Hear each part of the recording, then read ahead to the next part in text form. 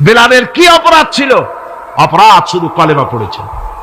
এই অপরাধে বেলালকে তারা মেরেছে, তাকে ঘুমাতে দেয় নাই, খাবার দেয় নাই।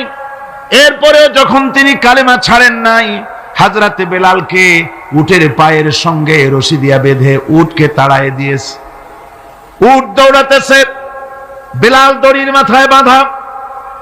বেলালের শরীরটা পাথরের সঙ্গে আঘাত লেগে লেগে পিঠের চামড়া ছিঁড়ে যায়, মাথার চামড়া ছিঁড়ে যায়। উট আর দৌড়াতে পারে না।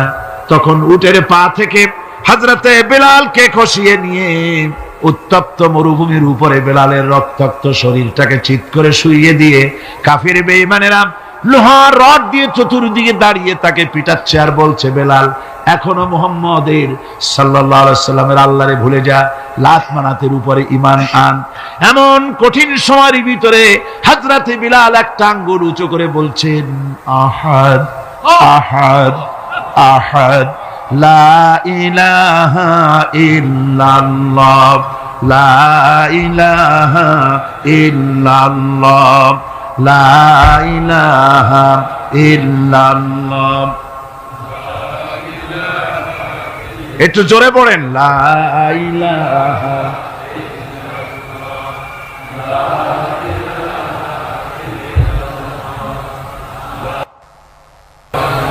লা ইলাহা ইল্লাল্লাহু মুহাম্মাদুর রাসূলুল্লাহ।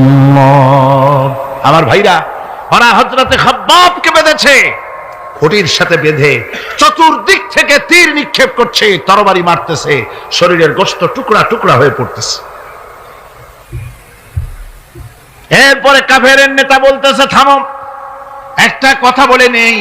জিজ্ঞেস করছে, খাব্বাব তোমাকে ছেড়ে দিতে পারি, একটা শর্ত যদি মানো, তোমার পরিবর্তে এখানে এনে আল্লাহর নবীকে, তোমাদের নবীকে এনে বাঁধবো, তার উপর অত্যাচার করব, এটা যদি মানো তোমারে ছেড়ে দিতে পারি।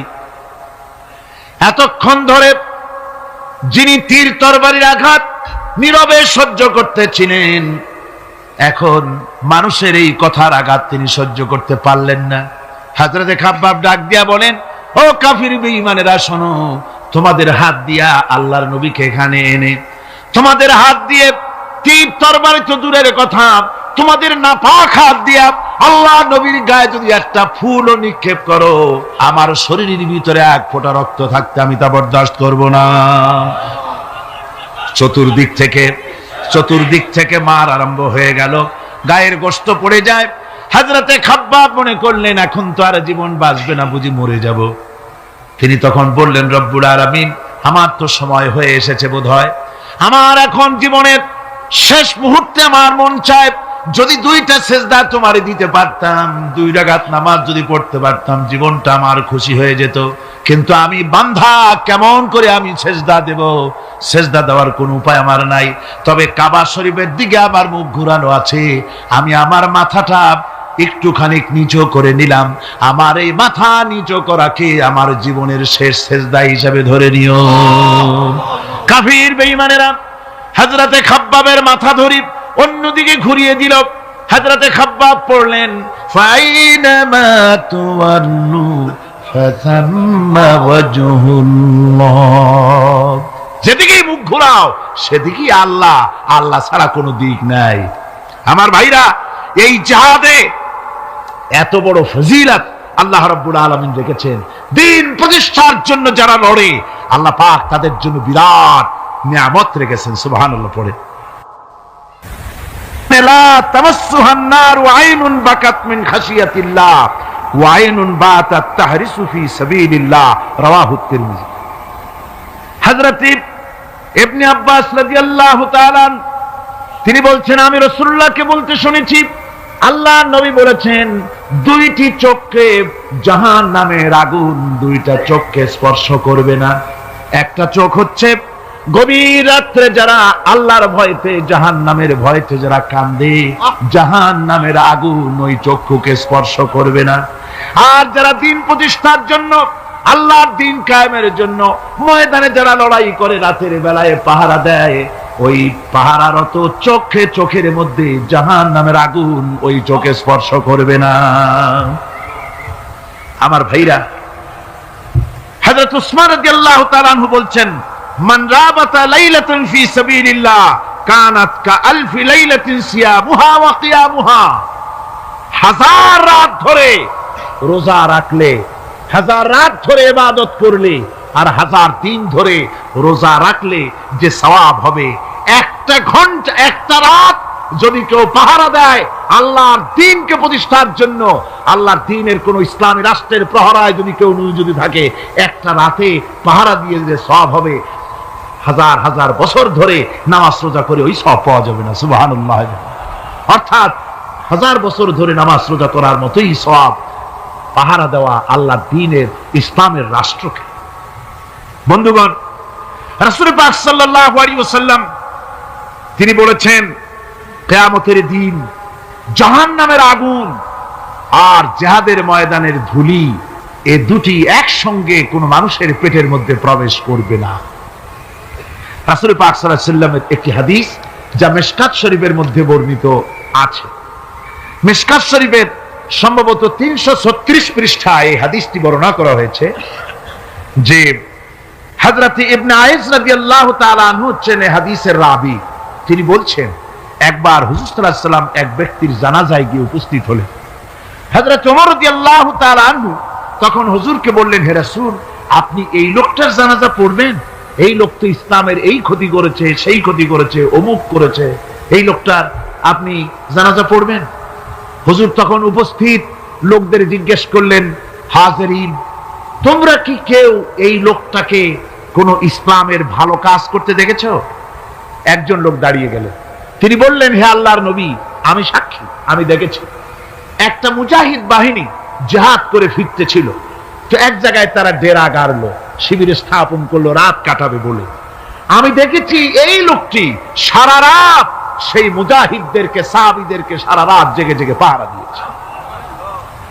আল্লাহর নবী জানাজার ইমামতি করলেন, আর এরপরে তাকে কবরের মধ্যে মাদফুন করে দিয়ে নবীজি তার কবরের পাশে দাঁড়িয়ে বললেন, ইন্না সাহাবাকা ইয়াজুন্নুনা আন্নাকা মিন আহলিন নার ওয়া আনা আশহাদু আন্নাকা মিন আহলিল জান্নাহ।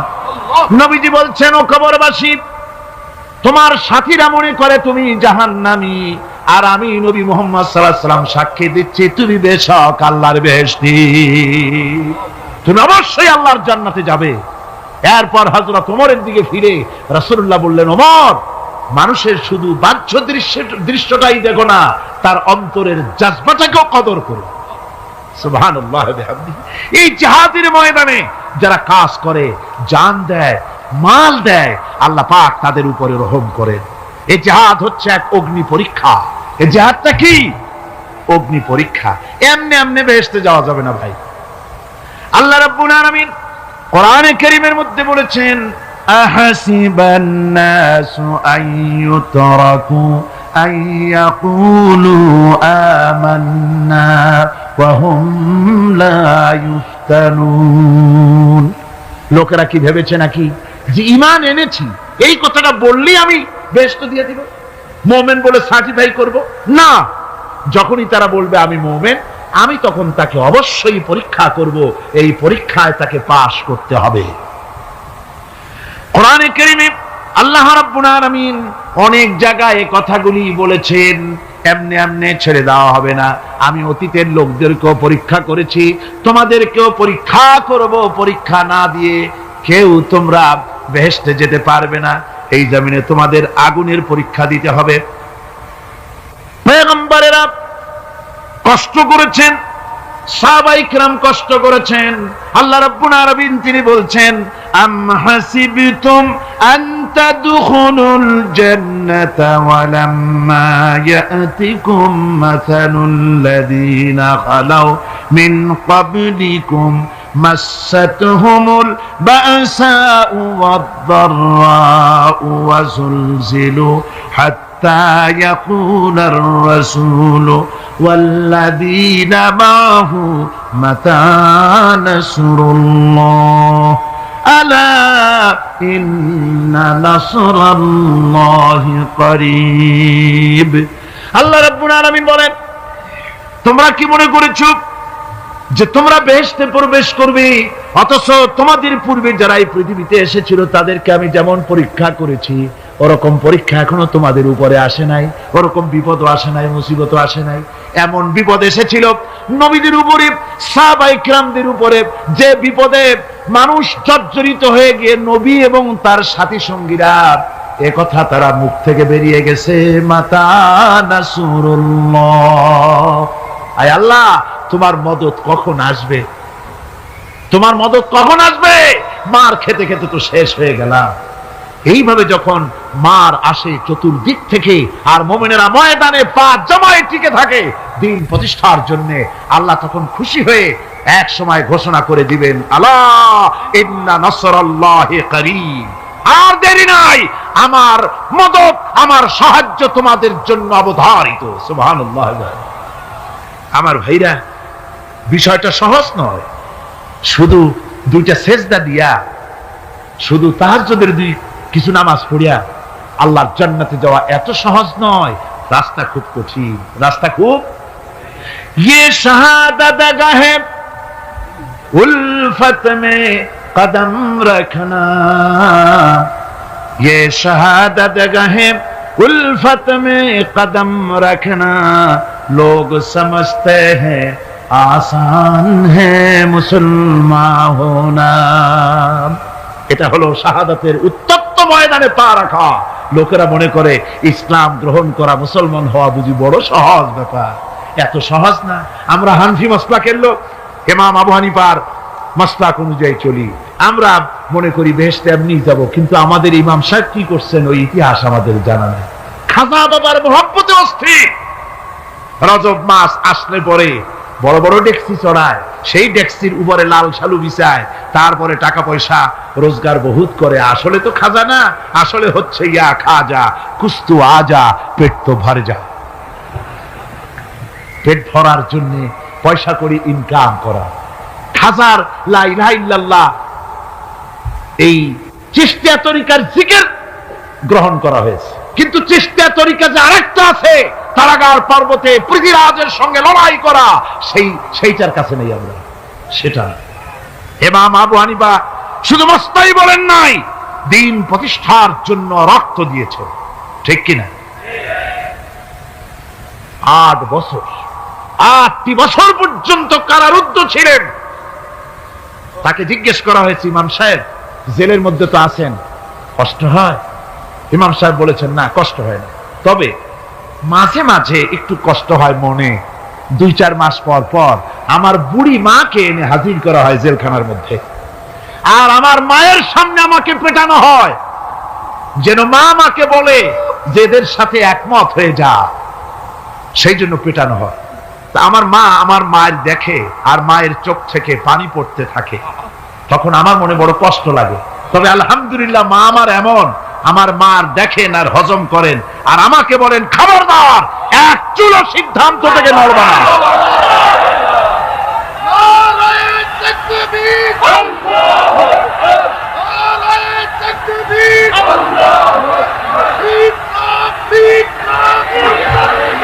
আমার ভাইরা, ইমাম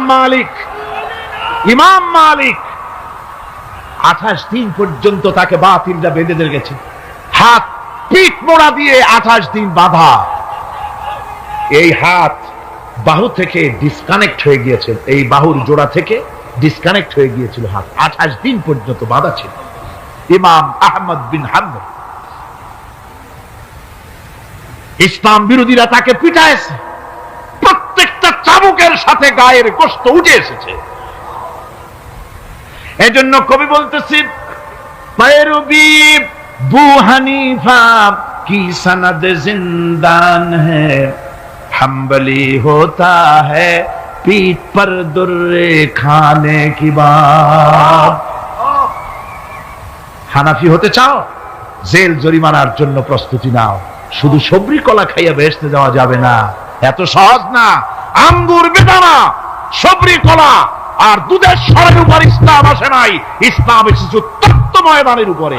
জান দিয়ে রক্ত দিয়ে ইসলাম প্রতিষ্ঠা হয়ে গোটা দুনিয়ার নির্যাতিত নিপীড়িত জনতার মুখে হাসি ফুটিয়েছে ইসলাম।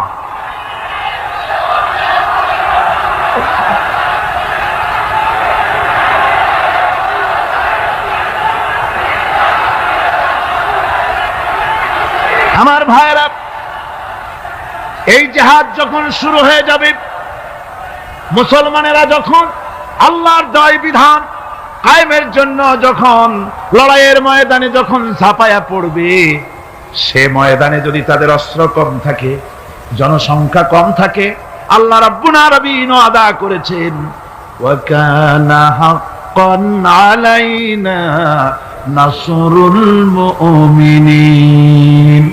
আল্লাহ রাব্বুল আলামিন বলেন, মুমিনরা যখন বিপদে পড়ে যায় তখন মুমিনদের সাহায্য করা আমি আল্লাহর জন্য ওয়াজিব হয়ে যায়। আমি আল্লাহর জন্য ওয়াজিব। আমার মুমিন ময়দানে মার খাবে আমার দ্বীনের জন্য, আর আমি তাকায় তাকে দেখবো না, তা হবে না। প্রাথমিক পর্যায়ে দেখবো যে তোমরা আসলেই দ্বীন প্রতিষ্ঠার জন্য লড়ো কিনা। তোমাদের বিবি বাল বাচ্চা তোমাদের সামনে শেষ হবে, ঘর বাড়ি জ্বলে যাবে, চাকরি যাবে, সব যাবে, তারপরেও আমার দ্বীন প্রতিষ্ঠার জন্য ময়দানে টিকে থাকো কিনা। যদি তা থাকো তাহলে আমার মদদ অবশ্যই হবে।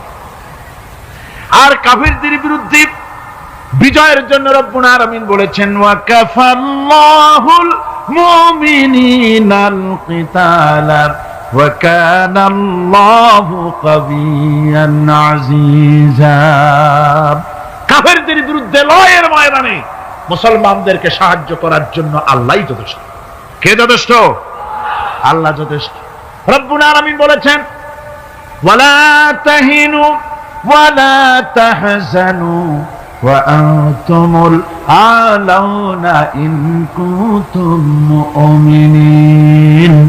কোনো ভয় নাই, কোনো চিন্তা নাই, যদি তোমরা মুমিন হও আমি আল্লাহ রাব্বুল আলামিন তোমাদেরকে বিজয়ী করব। এই ওয়াদা কার? আল্লাহ। আল্লাহর ওয়াদা কখনো মিথ্যা হয়? আল্লাহ কি মিথ্যা কথা বলেন? নাউযুবিল্লাহ। ওয়া মান আসদাকু বিনাল্লাহি কিলা। আমি আল্লাহর চাইতে সত্যবাদী আর কে হতে পারে? আল্লাহ পাক বলছেন, আমি সাহায্য করব তোমাদেরকে, যদি প্রয়োজন হয় তাহলে আমি ফেরেশতা দিয়ে সাহায্য করব। সুবহানাল্লাহ। আল্লাহ রাব্বুল আলামিন সূরা আল-আনফালের ভিতরে ঘোষণা করেছেন, দুনিয়ার মানুষকে তিনি শুনাই দিচ্ছেন নবীজির সঙ্গে সাহায্যের ব্যাপারে যে কথাবার্তাগুলি হয়েছিল। ইয তাস্তাগীসুনা রাব্বাকুম ফাস্তাজাবা লাকুম আন্নী মুমিদ্দুকুম বিআলফিন মিনাল মালাইকাতি মুরদিফিন। স্মরণ করো সেই সময়ের কথা যখন তোমরা আমার কাছে কাকুতি মিনতি করে সাহায্য কামনা করতেছিলে যে আমাদেরকে 1000 ফেরেশতা দিয়ে সাহায্য করা হোক। আল্লাহ পাক বলেন, আমি ফেরেশতা দিয়ে তোমাদেরকে ময়দানে সাহায্য করেছি, জিহাদের ময়দানে। সুবহানাল্লাহি বিহামদিহি। আল্লাহ রাব্বুল আলামিন বলেন, তোমরা যখন সাহায্য প্রার্থনা করেছিলে আমি সাহায্য তোমাদের দিয়েছি। স্মরণ করো সেই সময়ের কথা যখন তোমাদের নবী তোমাদেরকে বলেছিল, ইয তাকুনু লিল মুমিনিনা আলাইয়াকফিয়াকুম আইয়ুমিদ্দাকুম রাব্বুকুম বিসালাসাতিন আলাফিন মিনাল মালাইকাতি মুনজিলিন। আল্লাহ রাব্বুল আলামিন বলেন, আমি এইভাবে করে যখন তোমাদের নবী তোমাদেরকে বলেছিল যে তোমাদের জন্য এটা কি যথেষ্ট নয় যে আল্লাহ পাক তোমাদের জন্য 3000 দিয়ে ফেরেশতা নাজিল করবেন, আমি তখন 3000 ফেরেশতা নয় বরং 5000 ফেরেশতা দিয়ে তোমাদেরকে সাহায্য করার ওয়াদা করেছি। 3000 নয়, 5000 চিহ্নযুক্ত ফেরেশতা নাজিল করে দিয়ে তোমাদের সাহায্য করব বলে আমি ওয়াদা করেছি।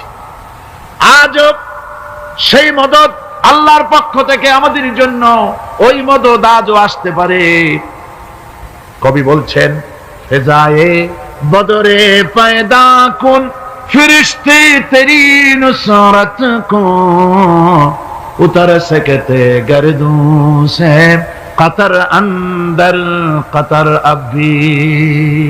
বদরের মুসলমানদের মতো যদি ঈমান তোমাদের আসে তাহলে আজও আকাশ থেকে কাতারে কাতারে ফেরেশতা আমি আল্লাহ অবতীর্ণ করে দিতে পারি। সুবহানাল্লাহ বিহামদিহি। আমার ভাইরা, হযরতে সাদ বিন আবি ওয়াক্কাস রাদিয়াল্লাহু তাআলা আনহু তিনি কাদিসিয়ার যুদ্ধের পর যখন পারস্য দখলের জন্য চললেন, পারসনগর অবরোধ করলেন, সামনে পড়ল নদী। এই নদী পাড়ি দিবেন, সাথে তার হাজার হাজার সৈন্য, এই সৈন্য নিয়ে নদী পাড়ি দিবেন। জিজ্ঞেস করলেন সাহাবীদের, তোমরা কি চাও? ইসলামের আন্দোলন, ইসলামের জিহাদ, আল্লাহর দ্বীন এখানেই শেষ হয়ে যাক, এটা চাও?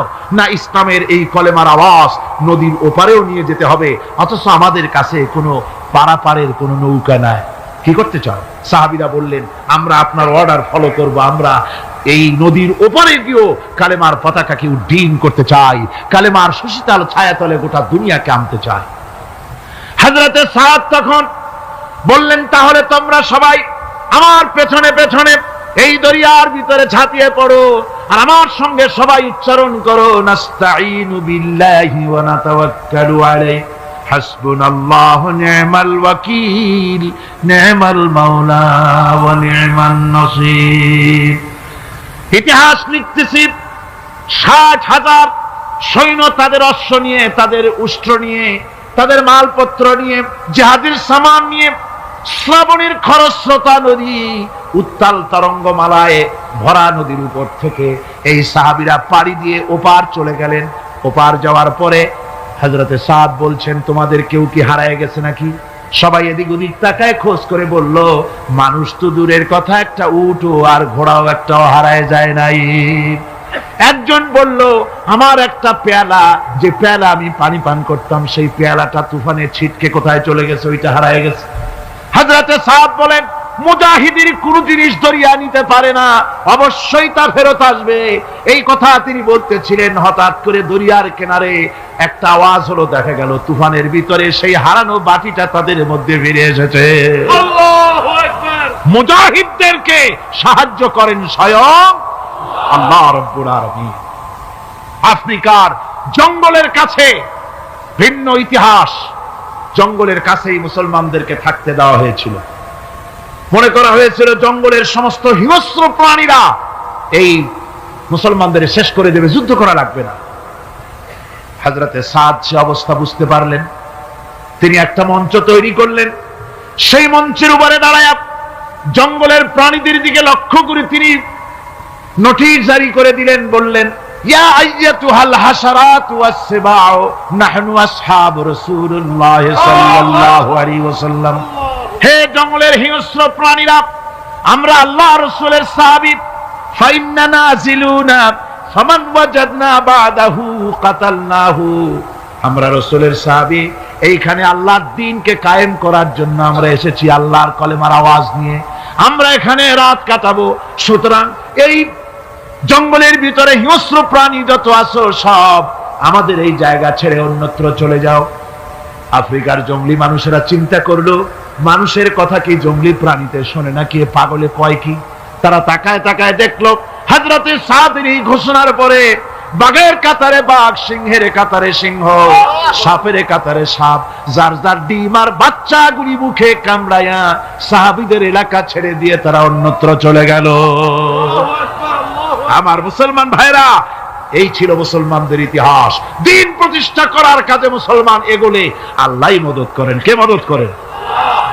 বিশ্বকবি, কবি সম্রাট আল্লামা ইকবাল রহমতুল্লাহ আলাইহি বলেছেন, দস্ত দস্ত है दरिया भी न छोड़े हमने, दस्त दस्त है दरिया भी न छोड़े हमने, बहर जुल्मत पे दौड़ा दिए घोड़े हमने। আমরা সেই মুসলমান, প্রান্তর তো প্রান্তর, আমরা দরিয়ার খরস্রোতা উত্তাল তরঙ্গের উপর থেকে ঘোড়া দাবড়িয়ে আফ্রিকার ভূখণ্ডে কালেমার পতাকা আমরা উড্ডীন করেছি। আমরা সেই মুসলমান।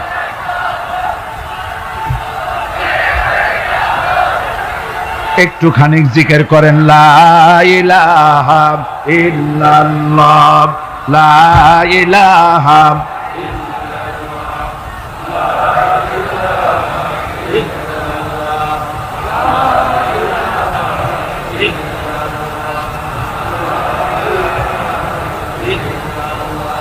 লা ইলাহা ইল্লাল্লাহু মুহাম্মাদুর রাসূলুল্লাহ।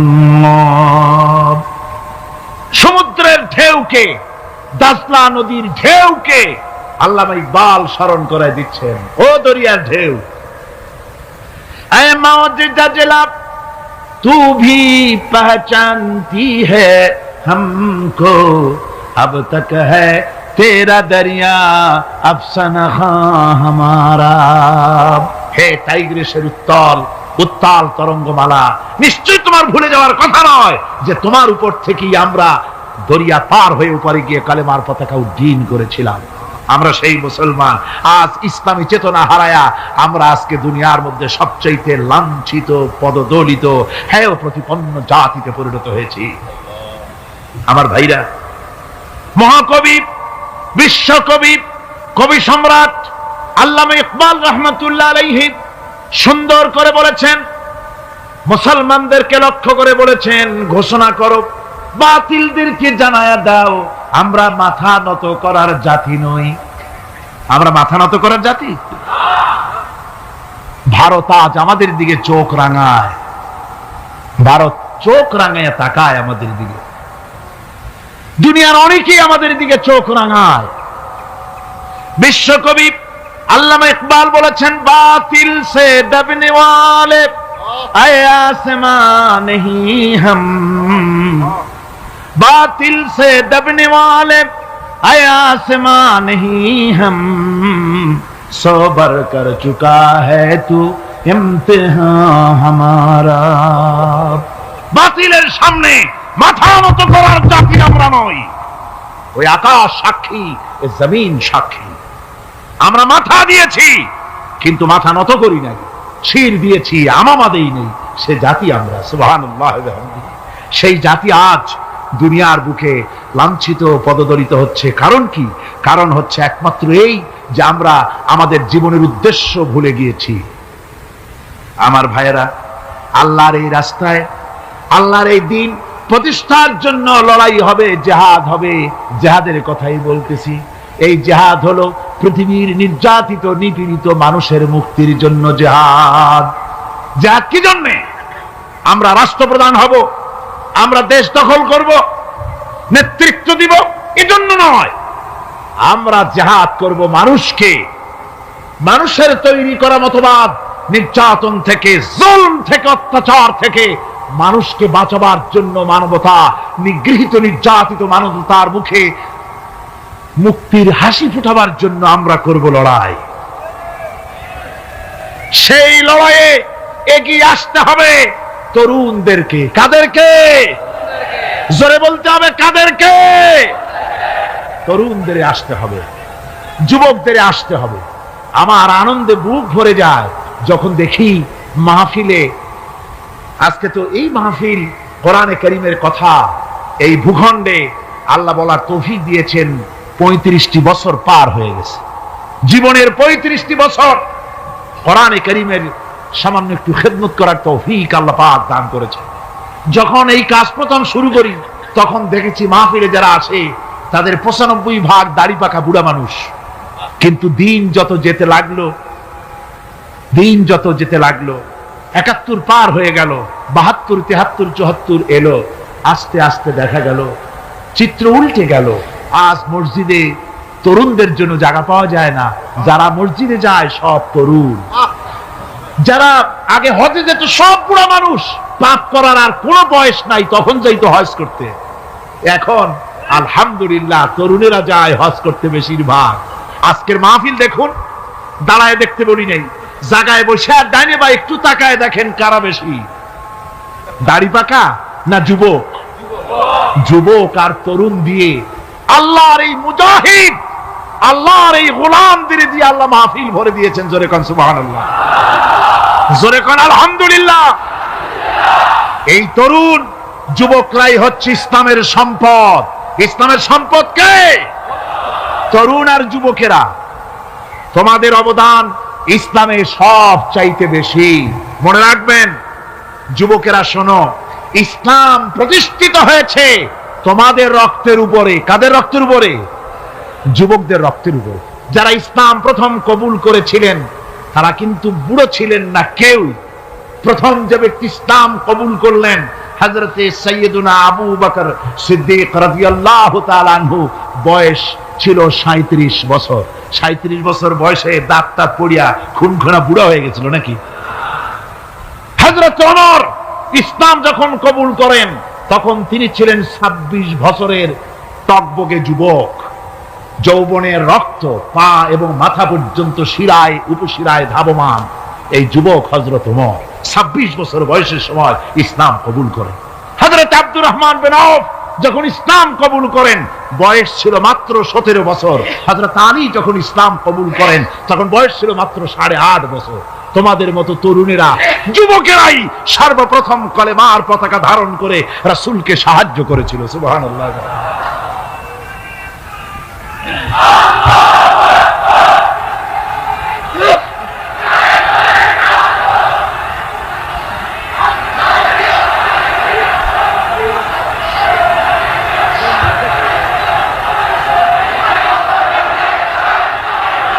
আমার মুসলমান ভাইয়েরা থামুন। আমার ভাইয়েরা, যুবকদের অবদানই চিরকাল ইসলামে বেশি ছিল। তাই বলে যারা বৃদ্ধ মানুষ তাদের কিন্তু কোনো মন খারাপ করার কোনো কারণ নাই, ঠিক কিনা? যেহেতু আমরা যারা বয়সের প্রান্তে এসে গেছি আমরাও যৌবন কালটা পেরিয়ে এসেছি, ঠিক কিনা?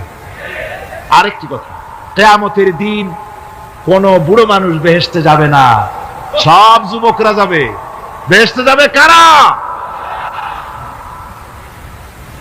বুড়োরা বোধহয় ভয় পেয়ে গেছেন। রাসূল পাক সাল্লাল্লাহু আলাইহি ওয়াসাল্লাম বলেছেন, আমার কথা না, হুজুর বলেছেন কোন বুড়ো মানুষ বেহেশতে যাবে না, কোন কালো মানুষ বেহেশতে যাবে না। এখন রাসূল যদি বলেন তার কথাই তো আইন।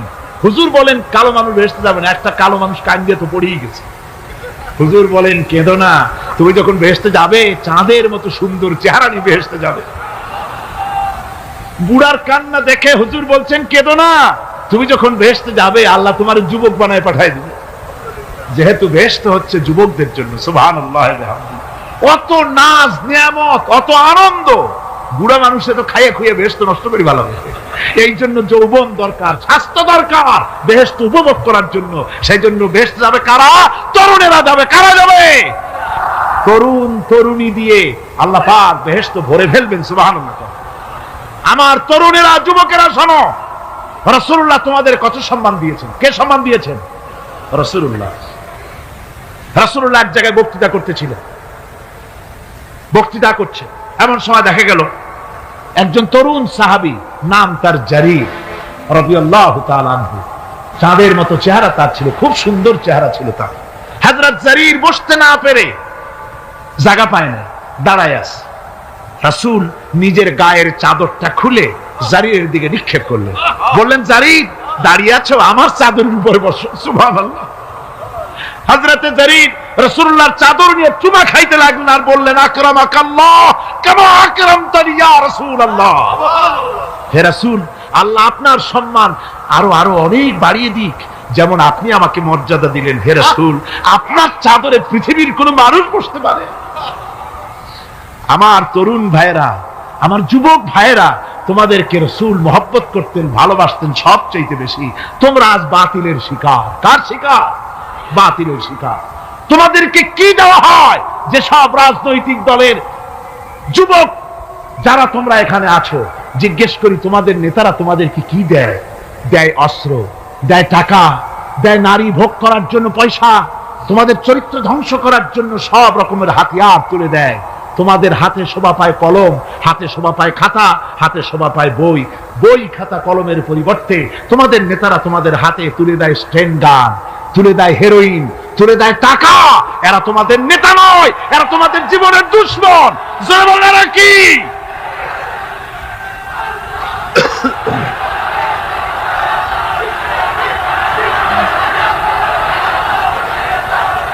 আমার যুবক ভাইয়েরা, আমার কলেজ ইউনিভার্সিটির ছাত্র ভাইয়েরা, একটুখানি মাথা খাটায় চিন্তা করো। তোমার নেতারা যারা ঢাকা থেকে আসে বা এখানে বাস করে, ওই নেতারা যখন রাজনৈতিক প্রোগ্রাম করতে আসে তখন কি একবারের জন্য তোমাদেরকে বলে, ও ছেলেরা তোমরা কি নামাজ ঠিক মতো পড়ো কিনা? বলে এই যে রোজা আসতেছে, খবরদার বাবারা তোমরা রোজা রেখো, এরকম কথা বলে নাকি? তোমার ওস্তাদদের সম্মান করো, এ কথা বলে নাকি? বরং টাকা দেয়, পয়সা দেয়, যে শিক্ষক তোমার মতের উল্টা করবে ঠ্যাঙ্গাইয়া জনমের মতো টাইট করে দিবা, ঠিক কিনা? তোমার নেতারা কি কোনোদিন বলে নাকি, ও আমার সংগঠনের ছেলেরা মা বাপের খেদমত করবে, মা বাপের সম্মান করবে, খবরদার মা বাপের সঙ্গে বেয়াদবি করবে না, সন্ত্রাস করবে না, অস্ত্রবাজি করবে না, মানুষকে কষ্ট দিবে না, এমন কোন কথা বলে না। আমার যুবকেরা শোনো, ওরা টাকা দিয়ে, অস্ত্র দিয়ে, পয়সা দিয়ে, মদ দিয়ে ওরা নিজেদের ক্ষমতা টিকায় রাখার জন্য তোমাদেরকে লাঠির মতো ব্যবহার করে। সুতরাং আজকের তরুণদেরকে বুঝতে হবে, তরুণেরা ভালো করে বোঝো, তোমরা রাসূলের সৈনিক।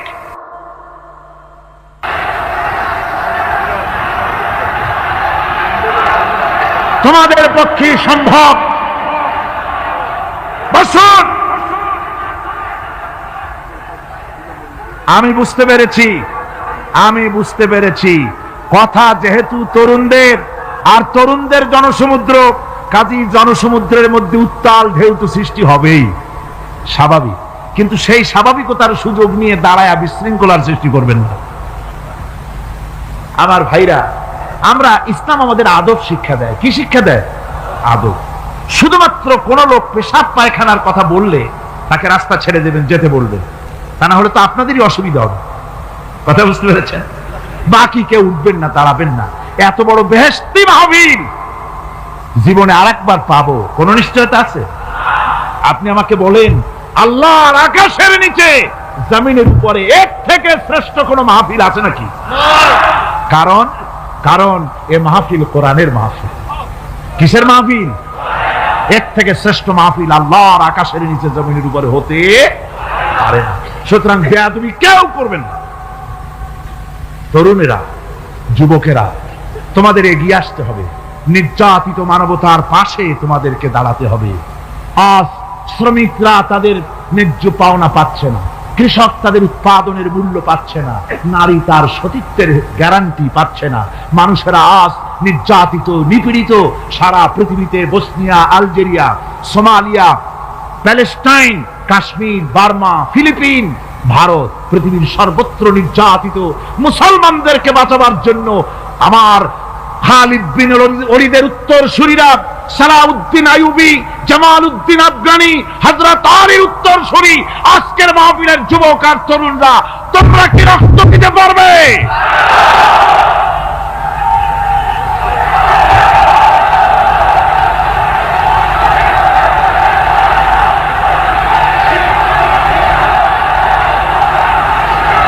আমার মুসলমান যুবকেরা, আল্লাহর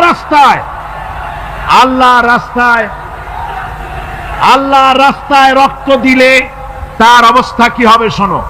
আল্লাহ রাব্বুল আলামিন বলেছেন, ওয়ালা তাকুলু লিমান ইউকতালু ফি সাবিলিল্লাহি আমওয়াত বাল আহইয়াউ ওয়ালাকিন লা তাশউরুন। আল্লাহ রাব্বুল আলামিন বলেন, আমার রাস্তায় যারা নিহত হয়েছে, আমার রাস্তায় যারা জীবন দিল, ওরা মরে গেছে এই কথা তোমরা বলো না, ওরা জিন্দা। ওরা কি? আমার রাস্তায়, আমার দিন প্রতিষ্ঠার জন্য, মানবতার মুখে হাসি ফুটাবার জন্য, নির্যাতিত মানবতার গোলামীর জিনজির থেকে তাদেরকে বাঁচাবার জন্য সংগ্রাম করতে গিয়ে যারা জীবন দিল, ওরা মরে নাই, ওরা জিন্দা। ওরা কি? জিন্দা। আল্লাহ বলেন, আল্লাহ পাক বলেন, ওরা জিন্দা তোমরা জানো না, আমার কাছ থেকে তারা রিজেক্ট প্রাপ্ত হয়। যারা শহীদ হয়, শাহাদাতের কথা শুনে যাদের ভয় লাগে, অস্ত্রের খোঁচা খায়া, গুলি খায়া, বায়োনেট খায়া, ড্যাগারের গুতা খায়া মরা, জানি কত যন্ত্রণা। নবীজি বলতেছেন, আন আবি হুরায়রা রাদিয়াল্লাহু তাআলা আনহু আন্না রাসূলুল্লাহ সাল্লাল্লাহু আলাইহি ওয়াসাল্লাম মা ইয়াজিদু শাহীদু মিন মাসিল কাতল কামা ইয়াজিদু আহাদুকুম মিন মাসিল কারছা। তিরমিজি, নাসাই। আল্লাহ নবী বলেছেন, হযরত আবু হুরায়রা হাদিসটি বর্ণনা করেছেন, নবীজি বলেছেন শাহাদাতের মওত হলো তোমাদের কেউ যদি আরেকজনকে একটা চিমটি কাটে, ওই চিমটি কাটায় যতটুকুন যন্ত্রণা, শাহাদাতের মওতের এর চাইতে বেশি কিছু যন্ত্রণা নয়।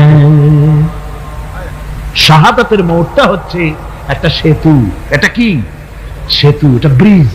এপারে দুনিয়া, ওপারে আল্লাহ। সুবহানাল্লাহ ওয়া বিহামদি। মরার সাথে সাথে দিদার ইলাহি নসিব হয়ে যাবে। সুবহানাল্লাহ ওয়া বিহামদি।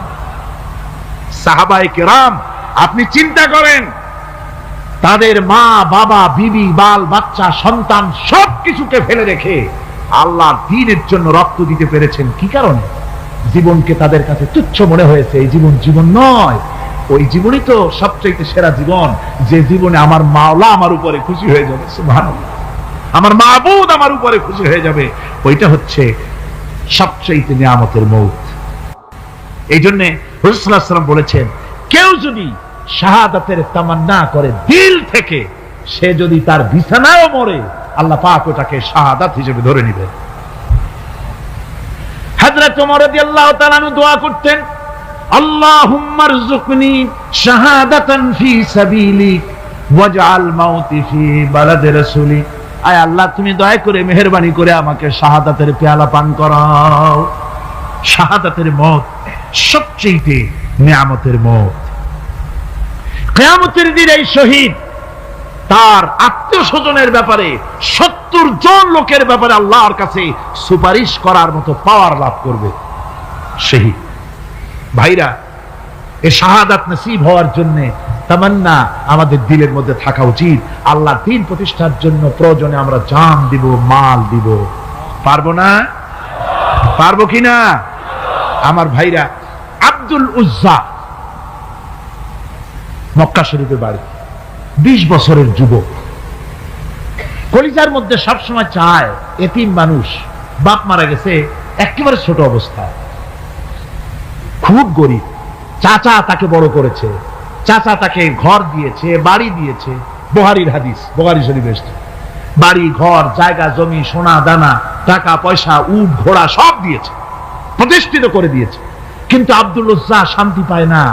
রাসূল পাক সাল্লাল্লাহু আলাইহি ওয়াসাল্লাম দ্বীনের দাওয়াত দিচ্ছেন, মন চায় তাওহীদের এই সূরা সেও পান করে, কিন্তু চাচার ভয়তে পারে না। মনটা চাচ্ছে, আহা, চাচা যদি ইসলাম কবুল করতো তাহলে আমার জন্য ব্যাপারটা সহজ হয়ে যেত। এভাবে চিন্তা করতেছে। হঠাৎ একদিন রাসূল পাক সাল্লাল্লাহু আলাইহি ওয়াসাল্লাম হিজরত করলেন। এরপরে আব্দুল উজ্জার ধৈর্যের বাঁধ ভেঙে গেল।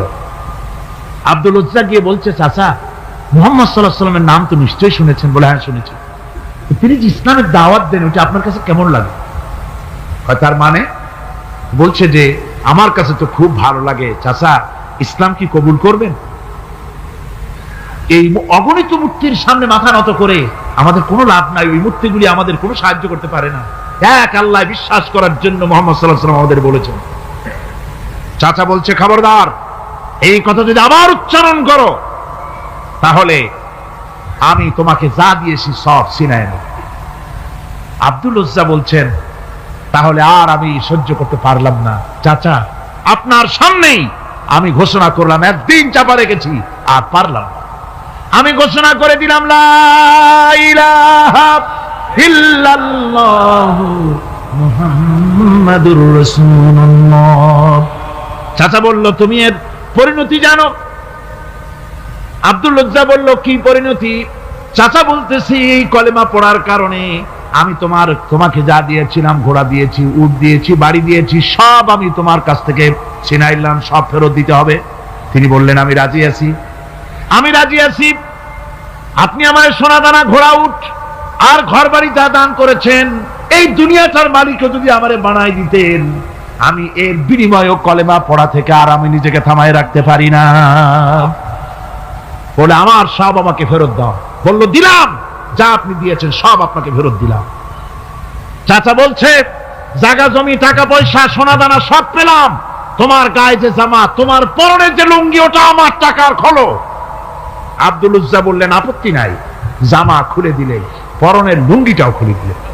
20 বছরের যুবক এই অবস্থায় চলে গেলেন মায়ের কাছে। মা আব্দুল উজ্জাকে এই অবস্থায় দেখে 2 চোখ চেপে ধরলেন, বললেন, বাবা, তোমার এই অবস্থা কেন? ছেলে বলছে, মা, ইমান আনার কারণে আমি সব হারায় ফেলেছি, আমার আর কিছুই নাই, ইমান আনার কারণে আমার এই অবস্থা হয়েছে। মা বলছে, বাবা আমার কাছে কি চাও? ছেলে বলছে, মা, আমি চলে যেতে চাই মদিনায়, আল্লাহর নবী মুহাম্মদুর রাসূলুল্লাহ সাল্লাল্লাহু আলাইহি সাল্লামের দরবারে চলে যেতে চাই, আমি একটু বস্ত্র চাই। মা একটা পুরানা কম্বল তার হাতে দিয়ে দিলেন। আব্দুল উজ্জা কম্বলটাকে ছিঁড়ে এক টুকরা কোন রকম হাঁটুর উপরে জড়ায় নিলেন, আর এক টুকরা গায়ে দিয়ে নিলেন। আব্দুল উজ্জা আবার বহু কষ্ট করে মরুভূমি পাড়ি দিয়ে মদিনা মুনাওয়ারায় চলে গিয়ে বাবি জিবরিল থেকে ঢুকে আসহাবে সুফফার চবুতরার সামনে বসে আছেন, ছেঁড়া কম্বল পরা। এবার বিশ্ব নবী, দুনিয়া আখিরাতের বাদশা জনাব মুহাম্মদ রাসূলুল্লাহ সাল্লাল্লাহু আলাইহি ওয়াসাল্লাম যখন মসজিদের নিজের ঘরের থেকে দরজা খুলে বেরিয়েছেন, দেখেন এক যুবক বসা, একটা আধাটা কম্বল পরা, হাঁটুর উপরে কোন রকম করে রানটা লজ্জাস্থানটা ঢাকার, গায়ে একটা ছেঁড়া কম্বল। তার এই অবস্থা দেখে হুজুর জিজ্ঞেস করেন, তুমি কে? যুবক বলছে, আমি আব্দুল উজ্জা। ইসলাম কবুল করার জন্য আমার সব ছিল, আমি কম ধনী ছিলাম না, আমার চাচা সব নিয়ে গেছে, সিনায় রেখেছে, আমার লুঙ্গিটাও দেয় নাই। ঘটনা সব তিনি খুলে খুলে বললেন। হুজুর বললেন, তোমার নাম আব্দুল উজ্জা নয়, তোমার নাম আব্দুল্লাহ। আব্দুল্লাহ জুলবাজাদাইন তার নাম। হযরত আব্দুল্লাহ জুলবাজাদাইন কি রাসূলুল্লাহ দিয়ে দিলেন, আসহাবে সুফফাদের সাথে মিলাই দিলেন, এখানে থাকো, খাবার আসতে পরে খাবে। তাদের সব সময় খাবার থাকতো না। আসহাবে সুফফায় তারা থাকতেন যাদের ঘর নাই, বাড়ি নাই, থাকার জায়গা নাই। ক্ষুধার জ্বালায় যখন তারা অতিষ্ঠ হয়ে যেতেন, নবীজি ঘরের থেকে তাহাজ্জুদের জন্য যখন বেরোতেন, ক্ষুধার্ত সাহাবীরা রাসূলের চেহারা দেখার সঙ্গে সঙ্গে ক্ষুধা নিবৃত হয়ে যেত। হযরত রাসূল পাক সাল্লাল্লাহু আলাইহি ওয়াসাল্লাম আব্দুল্লাহকে ওনাদের মধ্যে ভিড়ায় দিলেন। আব্দুল্লাহ এবার কোরআন শরীফ পড়ে। কোরআন শরীফ পড়তে গিয়া চিল্লায় চিল্লায় তিনি পড়েন, আস্তে আস্তে পড়েন না। সাহাবীরা বিরক্ত হয়ে রাসূলের কাছে নালিশ করলেন যে বড় চিল্লায় কোরআন পড়ে, আমাদের নামাজেও ডিস্টার্ব হয়। হুজুর বলেন, সাহাবীরা কেউ আব্দুল্লাহর ব্যাপারে কোনো কথা বলবে না, তারে চিল্লাইতে দাও, যেহেতু ঈমানের জন্য তারে বড় মূল্য দিতে হয়েছে। পরনের লুঙ্গিটা পর্যন্ত আনতে পারে নাই, যত খুশি চিৎকার করেছে আল্লাহর কালাম পড়ুক।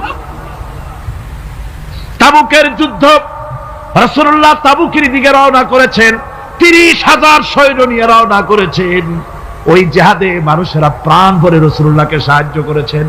মেয়ে লোকেরা নাকের ফুল, কানের দুল, গলার হাল খুলে খুলে রাসূলের কদম মোবারকে দিয়ে দিয়েছে। ধনীরা টাকা পয়সা সব দিয়েছে। হযরত আবু বকর তো যা ছিল সব এনে দিয়েছে, কিছু ছিল না ঘরে। রাসূল রওনা করলেন। প্রতিমধ্যে হযরত আব্দুল্লাহ জুলবাজাদাইন আল্লাহ নবীর খেদমতে হাজির হয়ে বলেন, হুজুর সবাই তো সব দিল, আমার কিছুই নাই, কিছু দিতে পারলাম না। হুজুর আপনি আমার জন্য দোয়া করেন, আমি যেন এই তাবুকের ময়দানে কাফেরদের বিরুদ্ধে লড়াই করে যেন শহীদ হয়ে যেতে পারি। মাল দিতে পারি নাই, কিন্তু আল্লাহর জন্য যেন আমার জীবনটা দিয়ে দিতে পারি। ও চট্টগ্রামের যুবকেরা, তরুণেরা, তোমাদের মতো 20 বছরের তরুণ হযরত আব্দুল্লাহ জুলবাজাদাইন শাহাদাতের তামান্না করে রিসালাতে মাহবের কাছে দাঁড়িয়েছে। হুজুর বললেন, একটা গাছের বাকল নিয়ে আসো। একজন একটা বাকল নিয়ে এলো। রাসূলুল্লাহ এই বাকলটা আব্দুল্লাহ জুলবাজাদাইনের হাতে লাগাই দিলেন। রাসূলুল্লাহ বললেন, আয় আল্লাহ, আমি আব্দুল্লাহর রক্ত কাফেরদের জন্য হারাম করে দিলাম। হযরত আব্দুল্লাহ বলছেন, ইয়া রাসূলুল্লাহ, আমি চাইছিলাম শহীদ হব, আর আপনি আমার রক্তটা হারাম করে দিলেন কাফেরদের জন্য।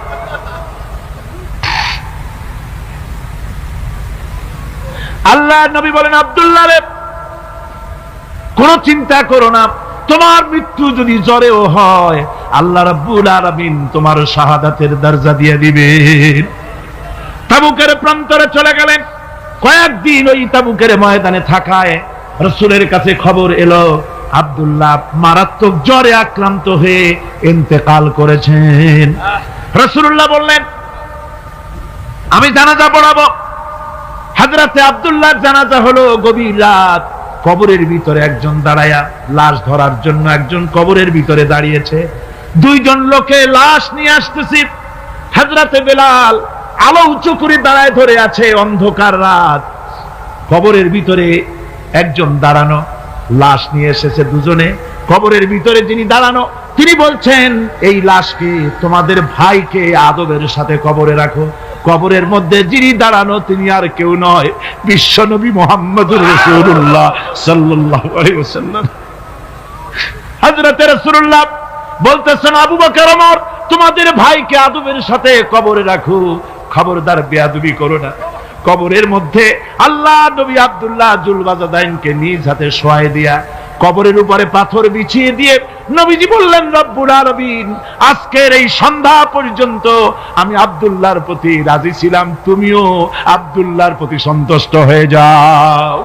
হযরত ইবনে মাসউদ রাদিয়াল্লাহু তাআলা আনহু বলেন, আমি চিৎকার মেরে কেঁদে কেঁদে বললাম, আল্লাহ, আজকে যদি এই কবরে আব্দুল্লাহ না হয়ে আমি হতাম, আমার কিসমতটা ভালো হয়ে যেত।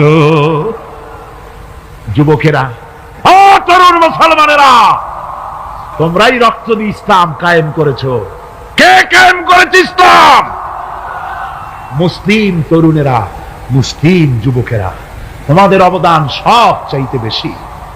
আজ আজ মুসলমান যুবকদের চরিত্র নাই, মদ, জুয়া, জেনা, ব্যভিচার করে করে সর্বনাশ করে দেওয়া হলো।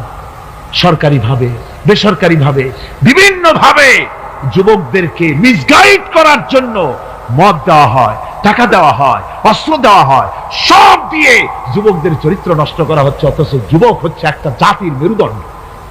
জাতির কি মেরুদণ্ড? এই মেরুদণ্ডকে ঘুণে ধরেছে, এই মেরুদণ্ড নষ্ট করার ব্যবস্থা করা হয়েছে। আমার মুসলমান ভাইয়েরা, হাদিস থেকে শোনো, বদরের প্রান্তরে যুদ্ধ হবে, রাসূলুল্লাহ সাহাবায়ে কেরামদেরকে রেডি করেছেন, কিন্তু এই যুদ্ধটা বড় মারাত্মক, এই জিহাদ বড় মারাত্মক। জিহাদ হবে, চাচার বিরুদ্ধে ভাতিজা জিহাদ করবে, বাপের বিরুদ্ধে সন্তান অস্ত্র ধারণ করবে, ভাইয়ের বিরুদ্ধে ভাই অস্ত্র ধারণ করবে। কোন জায়গা? বদর। কোন জায়গায়? বদর। মক্কা থেকে যারা আসতেছে সব চাচা, ভাই, মামু, খালু, এরা আসতেছে। আপন আপন লোকের আপন লোকের বিরুদ্ধে অস্ত্র ধারণ করবে। এটা কি সহজ? কোন এটা কি সহজ?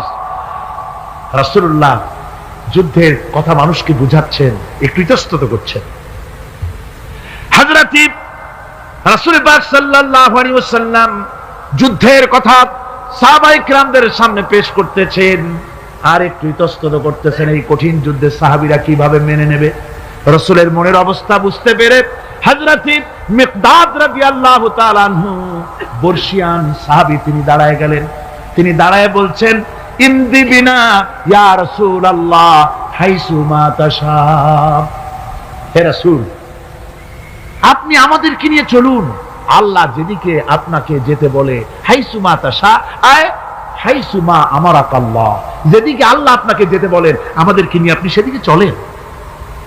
ইন্না লা নাকুলু লাকা কামা ক্বালা বানু ইসরাঈল লিমূসা আলাইহিস সালাম, ইযহাব আনতা ওয়া রাব্বুকা ফাকাতিলা ইন্না হাহুনা কাঈদুন। আমরা মুসা আলাইহিস সালামের উম্মতের মতো বলবো না যে, হে মুসা, তুমি আর জিবরাইল আর তোমার আল্লাহ যুদ্ধ করো, আমরা ঘরে বসে আরাম করি। এই কথা আমরা বলবো না হুজুর। বল ইযহাব আনতা ওয়া রাব্বুকা ফাকাতিলা ইন্না মাআকুমা মুকাতিলুন। হে রাসূল, বরং আমরা বলবো, আপনি যুদ্ধ করুন, আপনি আমাদের নিয়ে চলুন, আমরা লড়বো আপনার সাথে কাফেরদের বিরুদ্ধে। ততক্ষণ পর্যন্ত লড়বো মা দামাত আইনুম মিন্না তাতাররাফ। ও রাসূল, যতক্ষণ আমাদের চোখের একটা পাতাও নড়ে ততক্ষণ আপনার সাথে আমরা লড়বো। সুবহানাল্লাহ। মানে জীবন যতক্ষণ আছে আপনার সাথী হয়ে কাফেরদের বিরুদ্ধে লড়তে থাকবো। হুজুর খুব খুশি হয়ে গেল। হুজুর কি হলেন? দারুণ খুশি হয়ে গেল। আল্লাহ নবী খুশি হয়ে বললেন, ও সাহাবীরা, তোমাদের মানসিক অবস্থা যখন এই, কুবু বিনা ইলা জান্নাতিন, জান্নাতুন আরদুহা কারদিস সামাওয়াতি ওয়াল আরদ। ও সাহাবীরা, তোমাদের মানসিকতা যখন এমন, তখন আমার সাথে তোমরা দাঁড়াও, আমার সাথে ওঠো, আমার সাথে চলো জান্নাতের দিকে। রাসূলুল্লাহ বলছেন, আমার সাথে চলো বেহেশতে। কোন বেহেশত? এমন বেহেশত যে বেহেশতের বিশালতা আর প্রশস্ততা ওই বিশাল আকাশ আর জমিনের চাইতেও বেশি। এই বিরাট জান্নাতের দিকে চলো আমার সাথে। ফাকামা উমাইর বিন হামাম ওয়া কানা ইয়াকুলু তামার।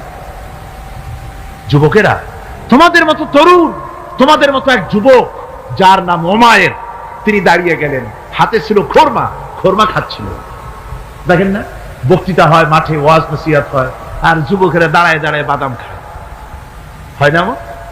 ওই সাহাবী ওই সময় তো বাদাম টাদাম হয়তো পায় নাই, খোরমা খাচ্ছে, খোরমা চাবাচ্ছে, বিচি ফেলায় দিতেছে, আর এইভাবে খাচ্ছে আর হুজুরের কথা শুনছে। হুজুরের কথা শুনে উমাইর বলছেন, বাহ বাহ। এটা একটি আঞ্চলিক শব্দ, এর অর্থ হচ্ছে আয়মা আযমাহু ওয়া মা আহসানাহু।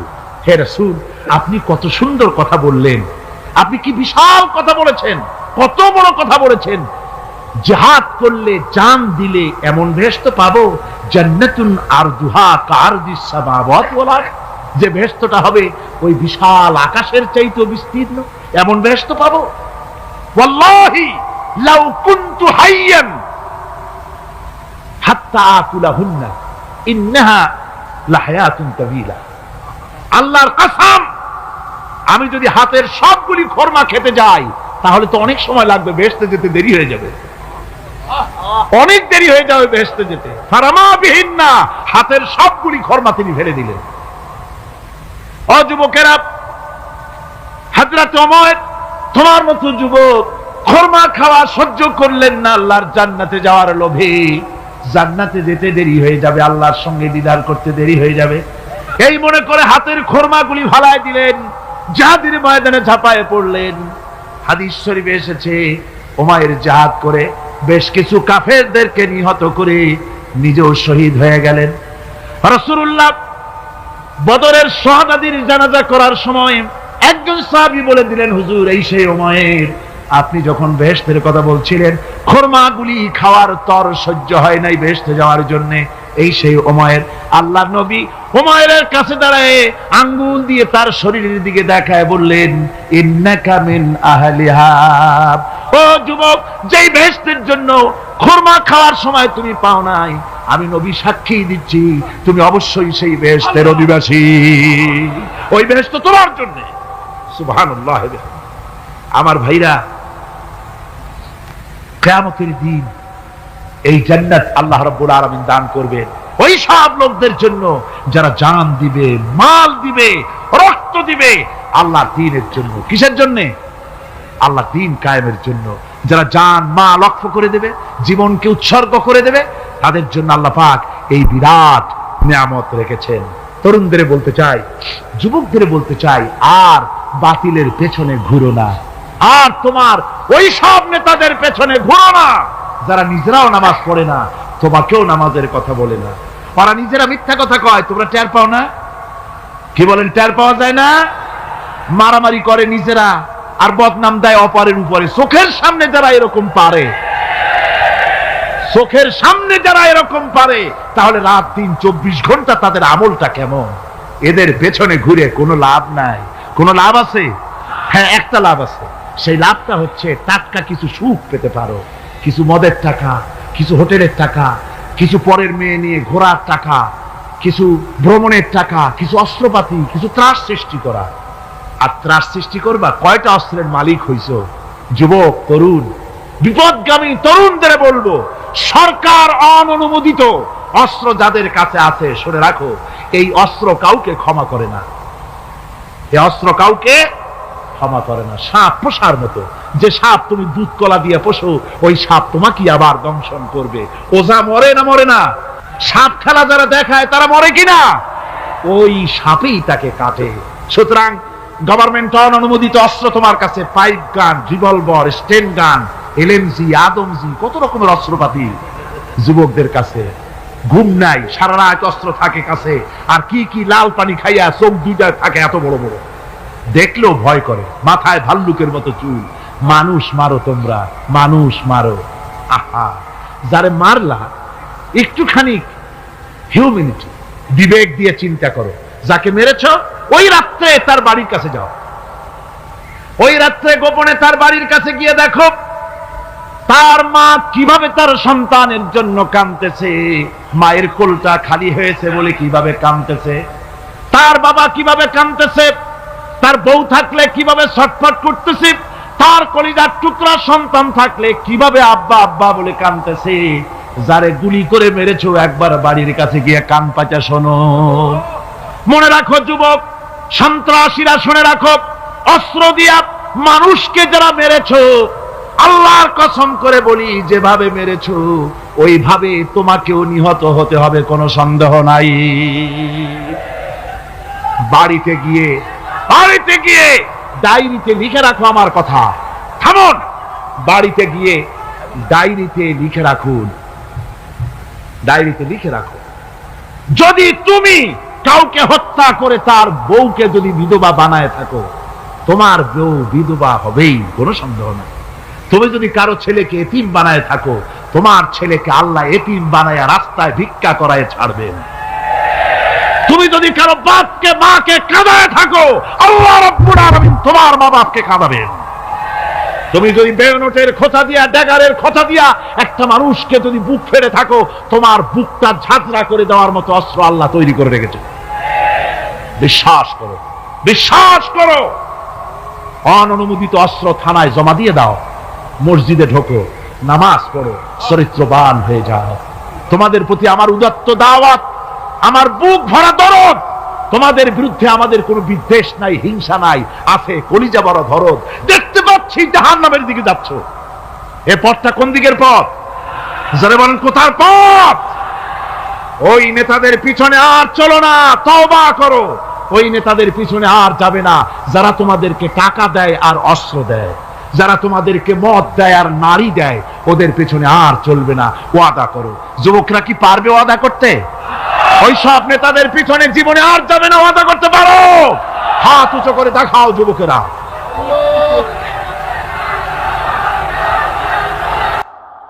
আল্লাহ পাক বলেন, আমি নূহ আলাইহিস সালামকে তার কওমের জন্য নবী করে পাঠালাম। আর নূহ আলাইহিস সালাম তার জাতিকে ডেকে বললেন, ও আমার জাতি, ও আমার সম্প্রদায়, এক আল্লাহর গোলামি করো, তিনি ছাড়া তোমাদের কোনো রব নাই, ইলাহ নাই, মাবুদ নাই। হুদ আলাইহিস সালাম সম্পর্কে আল্লাহ পাক বলছেন, ওয়া ইলা আদিন আখাহুম হুদান قال يا قوم اعبدوا الله ما لكم من إله غيره। হুদকে আমি সামুদ জাতির জন্য,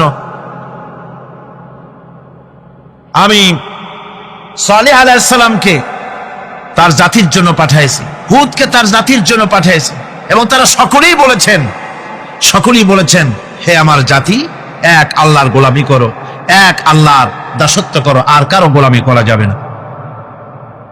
আল্লাহ পাক এরপরে বলেন, শুধু নূহ, শুধু হুদ, শুধু সালেহ আর শুআয়ব নয়, শুধু মুসা আর ঈসা নয়, ওয়ালাকাদ বা'আসনা ফি কুল্লি উম্মাতির রাসূলা আন ইবুদুল্লাহা ওয়াজতানিবুত তাগুত।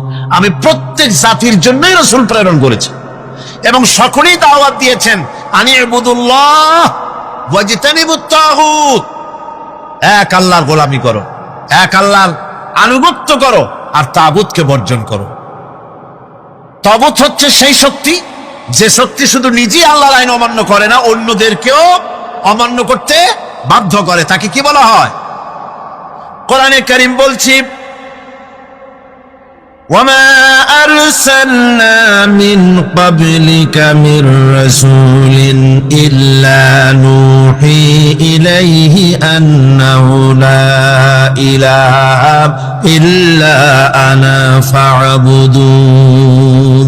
আল্লাহ পাক বলছেন, হে নবী, তোমার পূর্বে এই পৃথিবীতে আমি যাদেরকে পাঠিয়েছি তাদের সকলের প্রতি আমি এই ওহী অবতীর্ণ করেছিলাম যে তারা তার জাতিকে বলবে, লা ইলাহা ইল্লা, লা ইলাহা ইল্লা আনা, আমি ছাড়া কোনো ইলাহ নাই, অর্থাৎ আল্লাহ ছাড়া কোনো ইলাহ নাই। এই কথাটা নবীরা সকল জাতির কাছে তারা বলবে, এই বলে ওহী নাজিল করেছে, এবং তারা বলবে একমাত্র আল্লাহ পাকের গোলামি, তার আনুগত্য জীবনের সকল ক্ষেত্রে করতে হবে, তিনি ছাড়া কোনো ইলাহ নাই, এটাকে বিশ্বাস করতে হবে।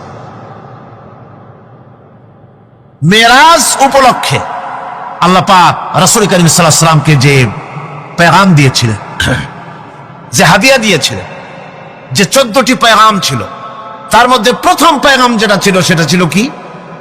وَقَضَى رَبُّكَ أَلَّا تَعْبُدُوا إِلَّا إِيَّاهُ وَبِالْوَالِدَيْنِ إِحْسَانًا। তোমার রবের পক্ষ থেকে এটা চূড়ান্ত রূপে ফাসলা হয়ে গিয়েছে, চূড়ান্ত ফাসলা হয়ে গিয়েছে যে দাসত্ব, গোলামি, আনুগত্য করতে হবে কেবলমাত্র আল্লাহ সুবহানাহু ওয়া তাআলা। আল্লাহ পাকের গোলামি ছাড়া কারো গোলামি করা যাবে না। এখন এই গোলামিটা কি জিনিস, আসুন আমরা ব্যাখ্যা করে আলোচনা করে বুঝতে চেষ্টা করি গোলামিটা কি। এটি হচ্ছে, এটা মানুষের একটা স্বভাবজাত প্রবৃত্তি। মানুষের সামনে মানুষ কারো না কারো আনুগত্য করতে চায়, এটা তার রুহের মধ্যে, তার রক্তের মধ্যে, তার দেহের মধ্যে এটা মিশ্রিত রয়েছে।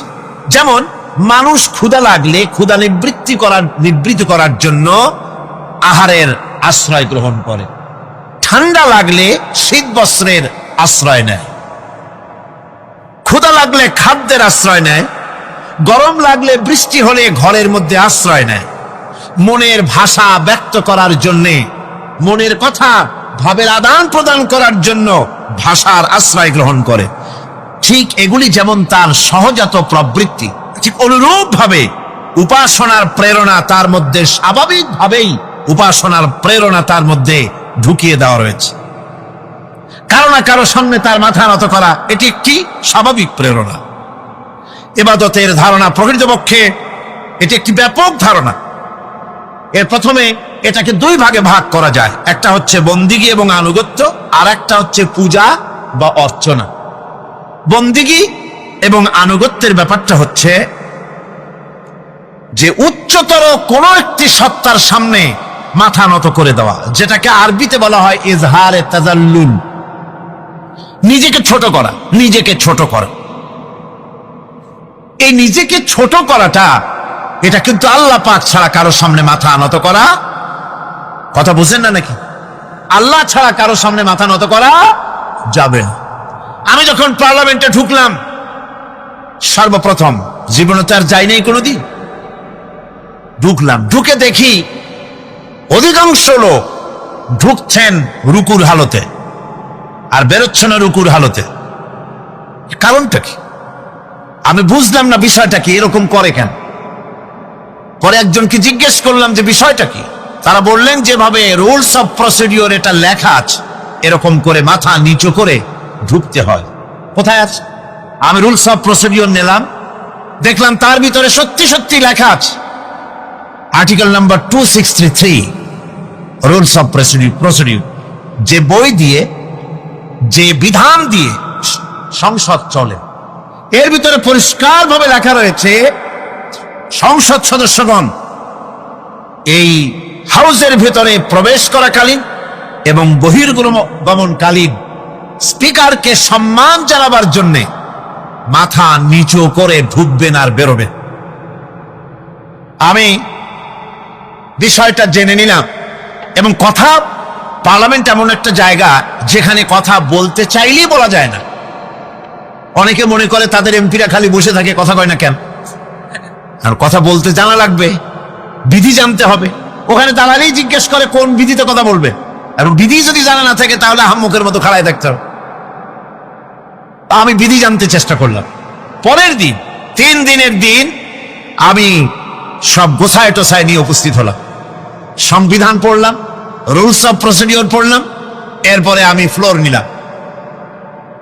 ফ্লোর দিয়ে আমি সেখানে স্পিকার সাহেবকে বললাম, মাননীয় স্পিকার, আমি এই হাউসের ভিতরে দেখতে পেলাম একটি জিনিস যেটি রুলস অফ প্রসিডিওরে লেখা আছে, আর রুলস অফ প্রসিডিওরে যেটা লেখা সেটা আবার সংবিধানের সঙ্গে কন্ট্রাডিক্টরি একটা ব্যাপার। সংবিধানে বলা হয়েছে আল্লাহর উপরে ঈমান এবং আস্থাই হবে গোটা জাতির লক্ষ্য। তো যেখানে আল্লাহর উপরে ঈমান এবং আস্থার কথা বলা হয়েছে, সেইখানে আল্লাহর নির্দেশের খেলাপ করা হচ্ছে। মাথা নত করে আপনাকে সম্মান জানাবার জন্য যে প্রসেস, যে সিস্টেম, যে কাস্টমস, যে ট্র্যাডিশন তৈরি করা হয়েছে তা সম্পূর্ণ ইসলাম বিরোধী, এটি সম্পূর্ণ শিরক। যেহেতু মানুষ আল্লাহ ছাড়া সম্মান দেখাবার উদ্দেশ্যে আর কারো সামনে মাথা নত করতে পারে। ইন্নাশ শিরকা লাযুলমুন আযীম, এটি হলো মস্ত বড় গুনাহ, মস্ত বড় অপরাধ। আমি বললাম রাসূল কারীম সাল্লাল্লাহু আলাইহি ওয়াসাল্লাম বলেছেন, তোমাকে যদি কেটে টুকরা টুকরা করে ফেলানো হয় অথবা তোমাকে যদি জ্বালিয়ে পুড়িয়ে ভস্ম করা হয় তবুও তুমি শিরক করতে পারবে না। সুতরাং এই সংসদে যেটা হচ্ছে এটা সম্পূর্ণ শিরক, এটা কবিরা গুনাহ, এটা হারাম। এটাকে রুলস অফ প্রসিডিওর থেকে উঠিয়ে দেওয়ার জন্য, এটা বন্ধ করার জন্য আপনার প্রতি আমি আবেদন জানাচ্ছি। আমি আমার বলা শেষ করলাম। ওয়ামা আলাইনা ইল্লাল বালাগ। যদি এটি কার্যকরী করা না হয় তাহলে আপনি এবং সংসদে যারা আছেন, যারা এটা আমল করবেন, কিয়ামতের দিন অবশ্যই আল্লাহর দরবারে আসামি হবেন। স্পিকার সাহেব, আমি অবাক হলাম, আমাদের সুশিক্ষিত স্পিকার, তিনি ডানে বায়ে কারো চেহারার দিকে তাকান নাই, কারো চোখের ইঙ্গিতে কথা বলার চেষ্টা করেননি। আমার বক্তব্য কোরআনের বক্তব্য, কথা তো আমার না, কথা কোরআনের। কোরআনের বক্তব্য তার হৃদয় স্পর্শ করেছে। সঙ্গে সঙ্গে স্পিকার বলেছেন, আমি আপনার বক্তব্যের সাথে সম্পূর্ণ একমত, কিন্তু আমি তো এটাকে উঠাইতে পারবো না, এটাকে আমি উঠাতে পারবো না, এটা আমার ইখতিয়ারের বাইরে, এজন্য আপনাকে নোটিশ দিতে হবে। আমি নোটিশ দিলাম। নোটিশ মনে হয় কোন কোল্ড স্টোরেজে আশ্রয় পেয়েছে। আমি সেটাকে গরম করতে চেষ্টা করছি। আগামী সংসদে ইনশাআল্লাহ আবার উঠাবো। যতক্ষণ পর্যন্ত সংসদ শিরক মুক্ত না হচ্ছে, আল্লাহর গোলাম এই শিরকের বিরুদ্ধে সংসদে আওয়াজ তুলতেই থাকবে ইনশাআল্লাহ।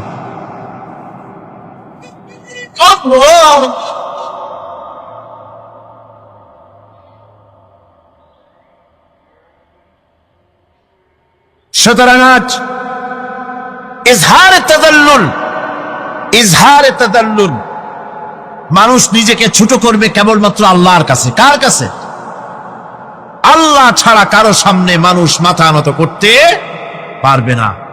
এমনকি আমার দেশের কোর্টগুলিতে জজ সাহেবদেরকে বলা হয় মিলর্ড, আমার প্রভু।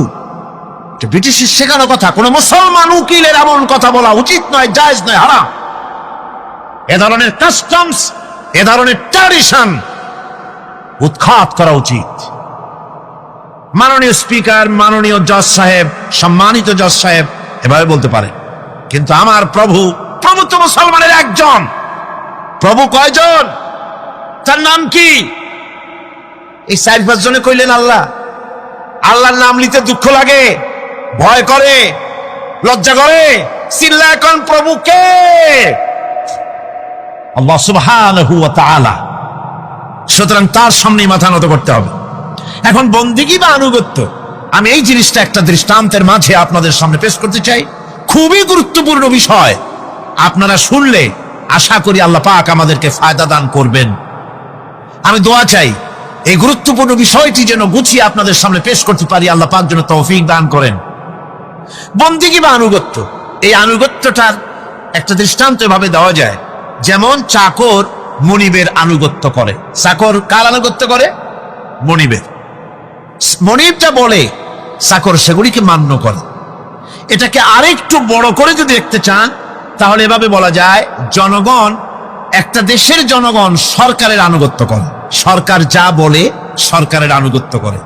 মানুষ তার নিজের অজান্তেও কোর্টে, কাছারিতে, আদালতে, রাস্তায়, নৌকায়, স্টিমারে, প্লেনে, শিক্ষাঙ্গনে, সর্বত্র একটি দেশের জনগণ একটা সরকারের আইন নিজের অজান্তেই মেশিনের মতো পালন করে চলে, ঠিক কিনা? এই দৃষ্টিতে যে পরিমাণ লোক কোন সরকারের কর্তৃত্ব সীমায় বাস করে এবং তারা আইনের অনুবর্তন করে, তাদের সম্পর্কে আমরা বলতে পারি জনগণ অমুক সরকারের আনুগত্য করছে। আর এটাকে যদি আরবিতে বলেন তাহলে বলা যায় এভাবে, জনগণ অমুক সরকারের ইবাদত করছে, আনুগত্য করছে, দাসত্ব করছে, গোলামি করছে। এবার এই ধারণাটিকে আরো একটু প্রশস্ত করে দিন, তাহলে আপনি দেখতে পাবেন, প্রথমে বললাম মনিবার চাকর, তারপর বললাম জনগণ আর সরকার। এবার এই দৃষ্টিকে আরো প্রশস্ত করে দিয়ে বিশ্বের দিকে তাকান, মহা শূন্যের দিকে তাকান। গাছপালা, তরু লতা, কীট পতঙ্গ সব যেন কারো আইন মেনে চলছেই তো মনে হয়, নাকি কন? এবার শুনুন আল্লাহ পাক কি বলছে। আল্লাহ রাব্বুল আলামিন বলেন, আফাগাইরা দীনিল্লাহি ইয়াবগুন ওয়ালাহু আসলামা মান ফিস সামাওয়াতি ওয়াল আরদি তাওআন ওয়া কারহা। আফাগাইরা দীনিল্লাহি ইয়াবগুন, তোমরা কি আমার দেওয়া জীবন ব্যবস্থাকে ছেড়ে দিয়ে অন্যের তৈরি করা কোন ব্যবস্থা তালাশ করো?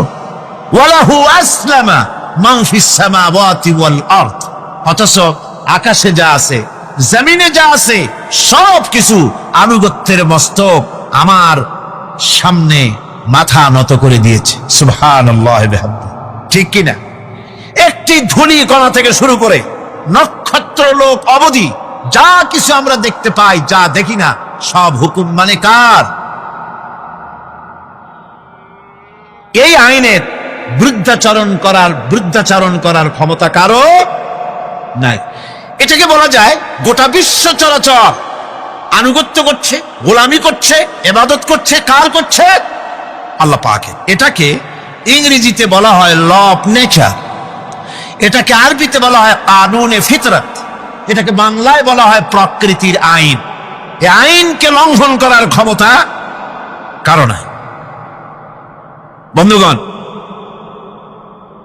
এই পৃথিবীর আপনি লক্ষ্য করে দেখবেন, কোরআন মাজিদে এই বন্দিগিকে কোথাও ইবাদত বলেছে, কোথাও তাসবিহ বলেছে, কোথাও তাকদীস বলেছে, কোথাও সুজুদ বলেছে, কোথাও কুনুত বলেছে। আল্লাহ রাব্বুল আলামিন এই ইবাদতকে, আল্লাহ পাকের এই আনুগত্যকে বিভিন্ন শব্দে ব্যবহার করেছে। যেমন وَلَهُ مَنْ فِي السَّمَاوَاتِ وَالْأَرْضِ وَمَنْ عِنْدَهُ لَا يَسْتَكْبِرُونَ عَنْ عِبَادَتِهِ وَلَا يَسْتَحْسِرُونَ। আসমান এবং জমিনে যা কিছু আছে সব আল্লাহ পাকের, আর যে সব ফেরেশতারা তার নিকটে আছে তারা সবাই আল্লাহ পাকের বন্দেগী করছে। আল্লাহ পাকের বন্দেগী করার ভিতরে কেউ ত্রুটি করছে না। ইউসাব্বিহুনাল লাইলা ওয়ান নাহারা লা ইয়াফতুরুন, তারা রাত দিন তার প্রশংসা কীর্তনে মাথা নত করে দিয়ে কোন রকমের বিশ্রাম ছাড়া, শৈথিল্য ছাড়া সব আল্লাহ পাকের জিকির করছে, তাসবিহ করছে, আনুগত্য করছে। আকাশের সমস্ত ফেরেশতারা, কত ফেরেশতা তার তো কোনো ঠিক ঠিকানা নাই। কত লক্ষ লক্ষ ফেরেশতা আছে শুধু রুকুর হালতে আছে, কেউ তো সেজদার হালতে আছে, কেউ তো কিয়ামের হালতে আছে। আর যার উপরে যে ডিউটি আছে সেই ডিউটি পালন করছে, সব আল্লাহ পাকের আনুগত্য করে চলছে। এভাবে করে আল্লাহ পাক বলছেন যে আমার আনুগত্য এবং আমার তাসবিহ, আমার গুণকীর্তন করার জন্য সবাই এর মধ্যে ব্যস্ত আছে। ইউসাব্বিহু লিল্লাহি মা ফিস সামাওয়াতি ওয়া মা ফিল আরদ আল মালিকিল কুদ্দুসিল আজিজিল হাকীম। ইউসাব্বিহু লিল্লাহি, তাসবিহ পড়ছে, সাব্বাহা ইউসাব্বিহু তাসবিহান, তাসবিহ পড়েছে, তাসবিহ পড়ছে, তাসবিহ পড়বে। কিয়ামত পর্যন্ত যা কিছু আছে আকাশে, যা কিছু আছে জমিনে, যা কিছু আছে এর মাঝখানে, সব তাসবিহ পড়ছে কার? আল্লাহ পাকের জিকির করছে, তাসবিহ করছে। হযরত ইউনূস আলাইহিস সালাম মাছের পেটে যখন ঢুকে পড়েছিলেন, যখন নিজের জীবন সম্পর্কে হতাশ হয়ে গিয়েছিলেন, তখন তিনি শুনতে পাচ্ছিলেন চতুর্দিকে যে সমস্ত জলচর প্রাণী আছে, হাত্তাকে সমুদ্রের তলদেশের, দরিয়ার তলদেশের বালুকণা, পাথরের নুড়ি, শৈবাল, সব কিছুর থেকে আল্লাহ পাকের জিকির হচ্ছে। ভিতর থেকে আওয়াজ আসতেছে, আল্লাহ